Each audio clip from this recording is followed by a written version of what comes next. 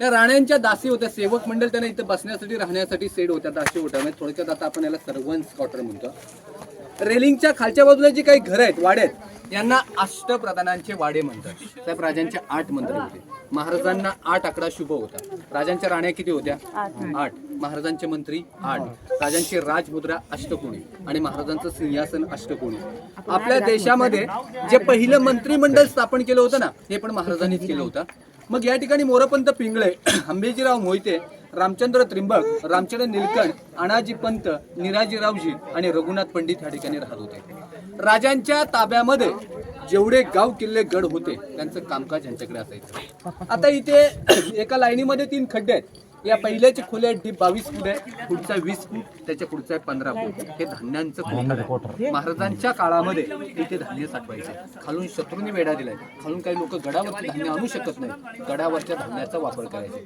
मग आपण याला कोकणामध्ये कणगी किंवा पेव म्हणतो.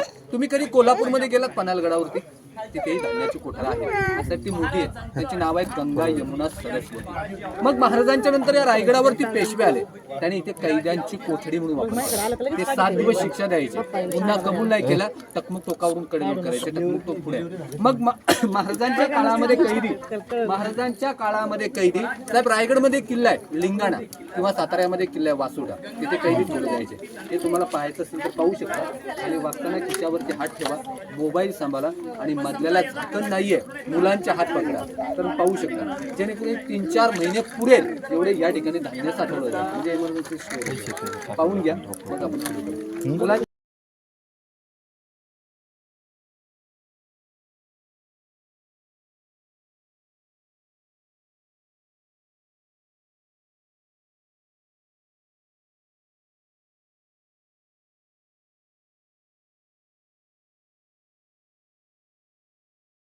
महाराजांची पालखी, हा पालखी दरवाजा आहे. आता ही गडाची पुढची बाजू आहे. जे काही लोक 2000 पायऱ्या चढून वरती येतात त्यांचं सेवटेने इकडे पुढे होते. राष्ट्रमाता जिजाऊ मासाहेबांची पालखी इथून यायची म्हणून हा पालखी गेट आहे. आता आपण राजांचा राजवाडा पाहायला जाऊ.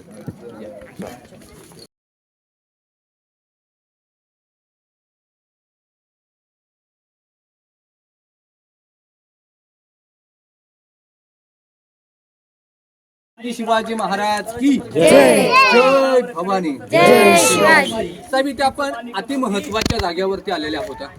कारण साहेब या रायगडाने एक आनंदाचा दिवस आणि एक आनंदाचा सोहळा पाहिला होता, तो म्हणजे छत्रपती शिवाजी महाराजांचा राज्याभिषेक. पण अखेरचा दिवस उजळला, सूर्य मावळला, महाराष्ट्र पोरका झाला आणि 3 एप्रिल 1686 मध्ये याच रायगडावरती आणि या राजवाड्यामध्ये आता राजांचं निधन झालं. आता महाराजांचा जन्म 19 फेब्रुवारी 1630 मध्ये झाला शिवनेरीवरती. राजांना 50 वर्ष आयुष्य लाभलं आणि 50 वर्षामध्ये महाराजांनी 350 किल्ले घेतले. जर का आताच्या आपण 50 वर्षाचा विचार केला तर 20 वर्ष बालपणातच जातात. 30 वर्षामध्ये मनासारखं घर बांधता येत नाही, पण 125 किल्ले महाराजांनी स्वतः बांधले. बाकीचे गड राजांनी जिंकून घेतले. महाराजांच्या निधनाची 2 कारण आहेत. काही जण म्हणतात राजांना गुडघेरोग झाला आणि काही जण म्हणतात विष प्रयोग स्लो पॉइझन, पण राजांची समाधी पुढे. आता समोर तुम्हाला एक भिंत दिसते का, याडवी खिडकीवाली? त्या भिंतीपासून जी आपल्यापर्यंत भिंत आहे हे पूर्ण महाराजांचं राहण्याचं ठिकाण होतं. त्याला राजवाडा म्हणतात. हा राजवाडा 2 मजली उंच होता. त्याच्यावरती पूर्वी लाकडी छत होतं. या राजवाड्याला अधोमुख खिडकी आहे. ते टेकली बुरुज पहारा करायचे. आपल्या समोर जो चौथरा आहे, ही जी जागा आहे ही अति महत्वाची जागा आहे. हे महाराजांचं बेडरूम होतं. राजांनी अखेरचा श्वास या जागेवरती सोडला होता. तर येणारे शिवभक्त इथली माती आपल्या कपालाला लावतात. म्हणून तर म्हटलं जातं की जर का जिजामाता तुम्ही जन्माला आल्या नसता तर आमच्या अंगणात दिसली नसती तुळस, आणि शिवराय तुम्ही जन्माला आले नसता मंदिरांचे राहिले नसते कळस. राजाने मंदिरांचं रक्षण केलं. महाराजांनी कधी मस्जिद पाडली नाही किंवा कधी पुराण झालं नाही. त्या प्रत्येक चौथऱ्यांवरती जे काही चौकणी दगड आहेत याच्यावरती पूर्वी लाकडी खांब होते, मग त्याच्यावरती छत होतं. हा राजवाडा 2 मजली उंच होता. सागवणी लाकडाखाली पैठणी कापडामध्ये मशालीच्या उजेडात हे 350-400 वर्षापूर्वीचं वैभव कसं दिसत असेल या आता आपण कल्पना करू शकतो. यामध्ये पाणी पिण्यासाठी साठवलं जायचं. पुढचे जे चौकणी आयताकृती हे राजांचं स्नानगृह होतं. त्याच्या मागे एक रूम आहे टाकसाल म्हणून. आता टाकसाळ म्हणजे शिवराई फोन, राजमुद्रा, नाणी बनवायचे, कॉइन्स वगैरे छापखाना, मिंट आता नाशिकमध्ये छापतात, रिझर्व्ह बँक इकडे छापायचे. पण एवढंच की आताच्या नोटीवरती सत्यमेव जयते असतं. महाराजांच्या काळामध्ये त्यांची राजमुद्रा होती. प्रतिभ चंद्र लेख्य व वर्दी विष्णुशव वंदिता शहा सुनो शिव संशा मुद्रा भद्राय राजते. म्हणजे याचा अर्थ असा आहे की शहाजी राजांचा पुत्र शिवाजी महाराज यांचे प्रतिभ चंद्र कोरीप्रमाणे वाढत जाणार राज्य लोकांच्या कल्याणासाठी आहे. म्हणून राजाने राजमुद्रा जनतेला दिली होती.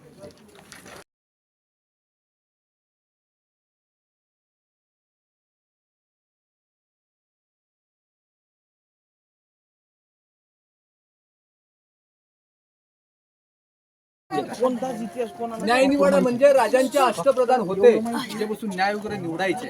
थोडक्यात कोड पद्धती ते बसायचे. ही समोरची जागा आहे, हा दप्तरखाना, ऑफिस, सचिवालय.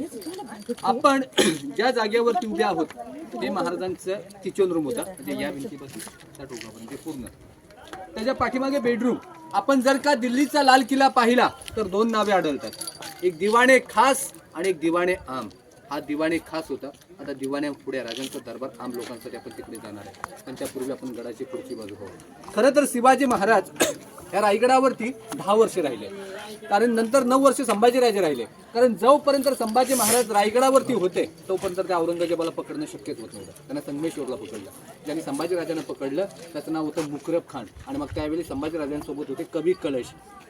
कारण मैत्री करावी कशी आणि मैत्री जपावी कशी कवी कलशांकडून शिकावं. संभाजी महाराजांचं निधन 11 मार्च 1689 मध्ये झालं. आणि मग औरंगजेबाला वाटलं होतं की 2-3 वर्षामध्ये मराठी साम्राज्य मी पूर्ण नष्ट करेन.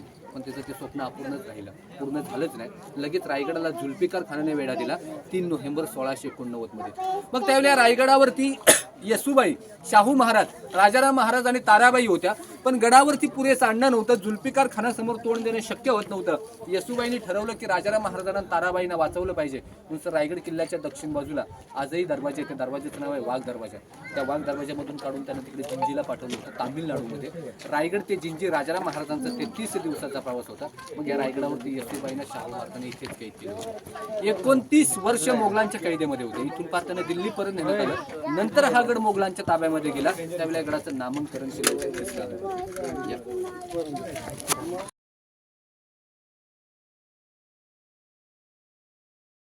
तो डोंगर पण समोर तुम्हाला इलेक्ट्रिसिटीचे 2 खांबे दिसतात. जे शेवटचं टोक आहे, इथून जाऊन येऊन 1.5 तास लागतो. तिकडे जाऊन येऊन 1.5 तास लागतो.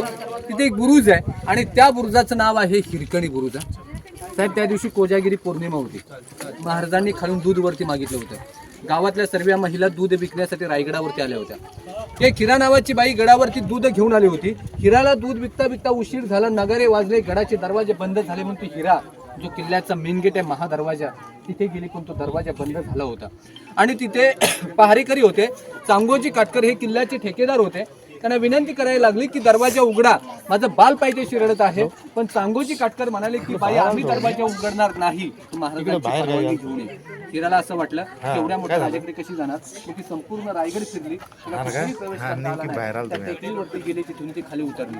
मग ही जेव्हा राजांना बातमी समजली, महाराजांना आनंद झाला. राजाने तिला साडी चोली बक्षिस दिली, तिची खना नारळाने ओटी भरली. नंतर महाराज म्हटले की तिथून एक बाई गेली, तिथून शत्रू सहज वरती. म्हणून तिथे 20 फुटाचा डोंगर कट केला, तटबंदी केली आणि त्या बुरुजाला हिरावरून हिरकणी बुरुज नाव दिलं. रायगडाच्या पश्चिमेला ते हिरकणी बुरुज आहे. हे जे समोरचे 2 टावर आहेत हे सप्तमनोर आहेत. हे 7 मजली उंच होते राण्यांना हवेशीर बसण्यासाठी. याचं दुसरे कारण होतं की समजा खालून शत्रू येत असला तर थोडक्यात टेहळणी बुरुज होतं. ही गडाची पुढची बाजू आहे. तेव्हाचे राजे किल्ल्याची शोभा वाढवण्यासाठी असे बुरुज बांधायचे. या जमिनीच्या आतमध्ये साहेब एक बुरुज रूम आहे 10 बाय 10 ची. पण आतमध्ये जायचं असेल ना तर टॉर्च पाहिजे, अंधार खूप आहे. वरून खाली अशी उडी मारावी लागते. आतमध्ये एक 10 ते 12 पायऱ्या खाली उतराव्या लागतात. त्या रूमला खळबत खाना म्हणतात. खळबत खाना म्हणजे राजांच्या महत्वाच्या गोष्टी व्हायच्या, गुप्त चर्चा या कानाचं त्या कानाला ऐकायला जाता कामा नये. थोडक्यात सिक्रेट रूम आतमध्ये आहे. आणि खळबत खाण्याचे गुप्त प्रमुख होते. त्यांचं नाव होतं बहेरजी नाईक, स्वराज्याचा 3रा डोला. औरंगजेबाच्या दरबारात जाऊन त्याच्या दाढीला हात लावून येणारे पहिले व्यक्ती म्हणजे बहेरजी नाईक. कारण बहेरजी नाईक महाराजांच्या स्वराज्यामध्ये काम करत होते. हे त्यांच्या पत्नीलाही माहीत नव्हतं. आपण एक खिडकीतून खाली पाहिलं तर साहेब एक तलाव दिसतं. या रायगडावरती असे 11 तलाव आहेत आणि 84 पाण्याच्या टाक्या आहेत. या गडावरती 2 वर्ष पाऊस पडला नाही, पाणी टंचाई निर्माण होत नाही. त्याला गंगासागर का म्हणतात. राजांचा राज्याभिषेक झाला 6 जून 1674 मध्ये राज्याभिषेकासाठी काशीवरून गागा भट्ट आले होते. त्यांनी 7 नद्यांचं पाणी आणलं होतं. राज्याभिषेक करून जे पाणी राहिले त्या तलावामध्ये सोडून दिले. याच्यावरती कविता आहे, गंगा यमुना आणि नर्मदा यांच्या आल्या साऱ्या बहिणी, आणले 7 सप्त समुद्रांचे पाणी, जल ही झाली तीर्थांची घरं आणि नाव तायाचे गंगासागर. समोर एक टेकडी आहे बघा, त्याच्यावरती काही लोक उभी आहेत टोकाला. त्या टेकडीचं नाव आहे टकमक टोकरी. नाव ऐकून असाल. उंची आहे 2250 फूट. म्हणजे असं मोठा गुन्हा वगैरे केला तर त्या टकमक टोकावरून त्याच्या खाली कडे लोट करायचे. तर साहेब असं म्हणतात की सहजासहजी शिवाजी महाराजांच्या काळामध्ये टकमक टोकावरून कडे लोट झाले नव्हते आणि संभाजी महाराजांनी सोडलं नव्हतं. संभाजी महाराजांनी अनेक जणांना टकमक टोकावरून खाली फेकलं होतं.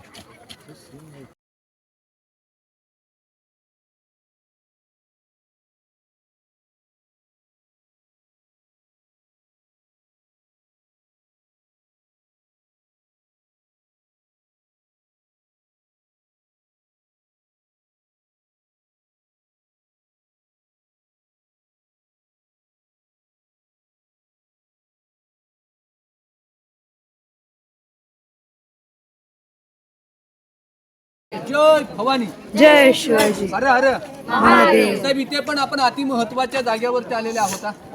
कारण ह्या जागेवरती महाराजांचा 352 वर्षापूर्वी शिवराज्याभिषेक झाला होता. ही जागा, हा समोरचा गेट आहे. या गेटचं नाव आहे नगारखाना. कारण त्या काळामध्ये एक नियम होता, नगारे वाजले की गडाचे दरवाजे बंद व्हायचे. याची 52 फूट हाईट आहे. पण याची प्रतिकृती पाहून इंग्रजांनी मुंबईमध्ये गेट ऑफ इंडिया तयार केलं. या नगारखान्यापासून जे सिंहासनापर्यंत हे जे मधलं अंतर आहे ते 200 फुटाचं अंतर आहे. राजांच्या काळामध्ये माईक व्यवस्था नव्हती. राजे भाषण करत असले, चारी कोपऱ्यामध्ये ऐकायला जायचं. इथून जरी कोणी खुदबुजलं राजाने इकडे ऐकायला यायचं. आजही तिथून शांत आवाजामध्ये बोलणं, इकडे ऐकायला यायचं. पण शांतता पाहिजे याला आपण इथं साऊंड म्हणतो. इथे समोर आपल्या राजांचं सिंहासन आहे, महाराजांची बसण्याची जागा.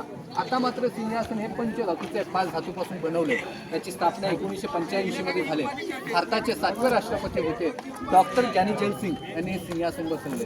त्यामध्ये जी मूर्ती आहे ती मूर्ती 6 जून 2009 मध्ये कोल्हापूरचे युवराज छत्रपती संभाजीराजे भोसले यांनी मूर्ती बसवले. असं पूर्वी 32 मण सोन्याचं सिंहासन होतं. 1 मण म्हणजे 40 किलो, असं 1280 किलो सोन्याचं होतं. काही लोक बोलतात इंग्रज घेऊन गेले, काही लोक बोलतात मुघल घेऊन गेले. हा राजांचा दरबार आहे. इथे महाराजांचा राज्याभिषेक झाला होता. तुम्ही महाराजांच्या राज्याभिषेकाचं फोटो पाहिले. त्या फोटोमध्ये पांढरी व्यक्ती राजांना स्वतःची कॅप काढून राजांना मानाचा मुजरा करताना दाखवलाय. त्याचं नाव होतं हेनरी ऑक्झेंटेड. हा इंग्रज होता, राजांच्या राज्याभिषेकासाठी आला होता. पण महाराजांचा राज्याभिषेक कशा कशा प्रकारे झाला आणि त्याचं वर्णन त्यांनी स्वतःच्या ठेवलं होतं बीबीडी मध्ये. मग हेनरी ऑक्झेंटेड म्हणतो की महाराजांच्या राज्याभिषेकासाठी या दरबारामध्ये 6000 लोक उपस्थित. दरबारावरती सागवणी लाकडाखाली पैठणी कापडाने सजवलेला राजांचा असा एक दरबार होता. राजांचं सिंहासन 32 मण सोन्याचं होतं.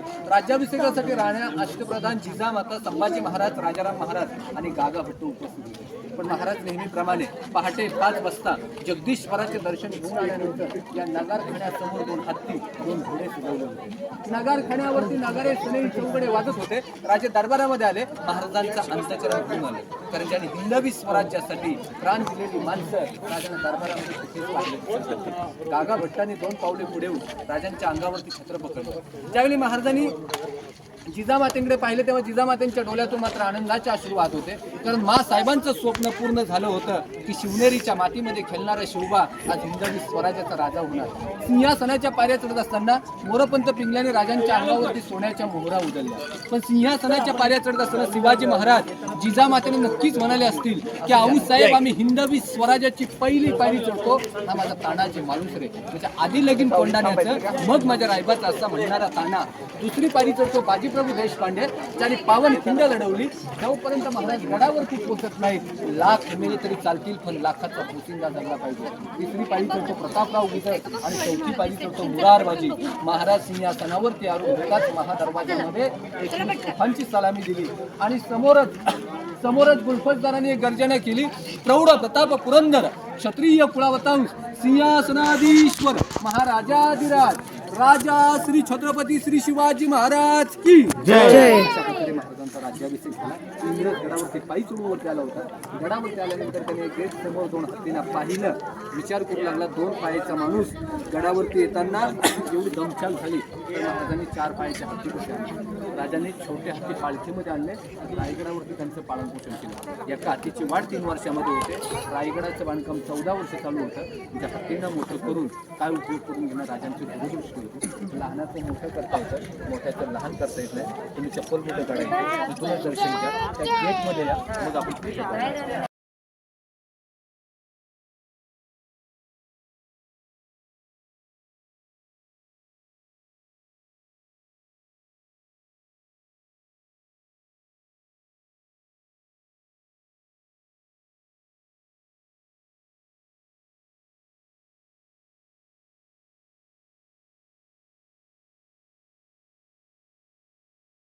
गणेश पाटकर सहस्त्र बुद्धे गडावरती इंदिरा गांधी आल्या होत्या 1974 मध्ये, तेव्हा त्यांनी मूर्ती बसवली. जे मूर्तीवरती छत्र आहे हे छत्र 2 जून 2012 मध्ये शिवप्रतिष्ठान सांगली संभाजी भिडे गुरुजी यांनी छत्र बसवलं.